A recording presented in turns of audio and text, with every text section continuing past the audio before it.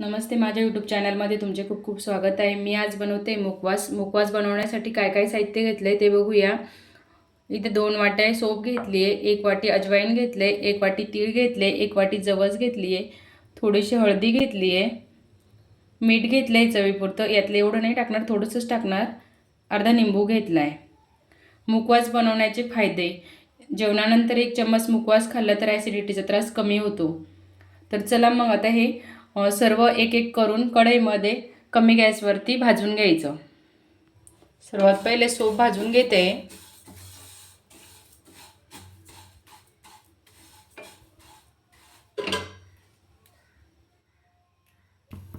Soap भाजून झाले, soap काढून घेते मी आता। त्याच्यामध्ये आता तीळ टाकून घ्यायचे।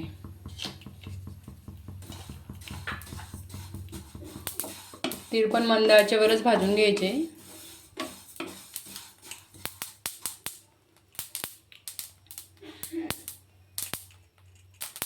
तीळ पण भाजून झाले, तीळ पण काढून घेते मी आता। अजवाईन भाजून घ्यायचं परत।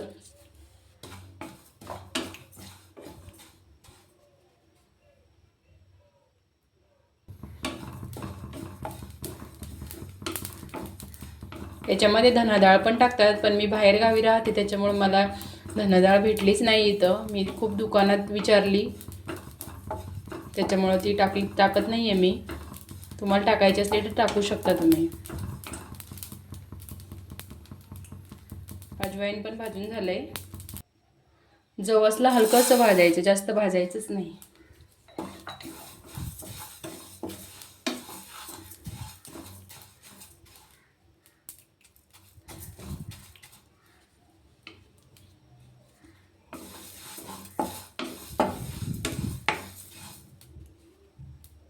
जवस पण काढून घे।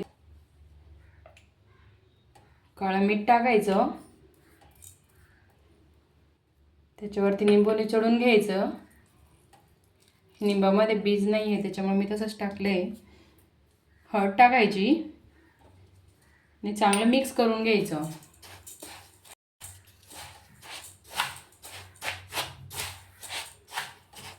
तर मिक्स हे कढईतच करून घेते मी।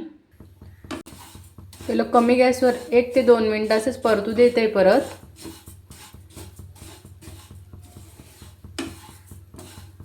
तुम्ही निंबूऐवजी थोडंसं पाण्याचा शिपकाही मारला तरी चालतो।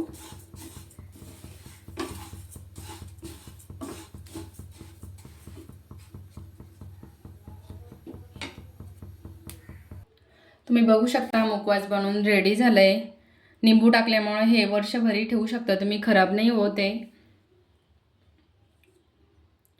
तुम्हाला पण मुखवास बनवायचा असेल तर अशा पद्धतीने एक वेळेस नक्की बनवून बघा।